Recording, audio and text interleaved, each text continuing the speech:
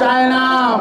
তারা আগামী দিনে রাজনৈতিকভাবে দেশটা স্থিতিশীল থাকুক এবং সুশাসন প্রতিষ্ঠা হোক, সকলের অধিকার প্রতিষ্ঠা হোক, সকল রাজনৈতিক দল সমান অধিকার ভোগ করুক এবং একটি জাতীয়ভাবে আমরা ঐক্যমতের ভিত্তিতে রাষ্ট্র কোনো প্রয়োজন নেই।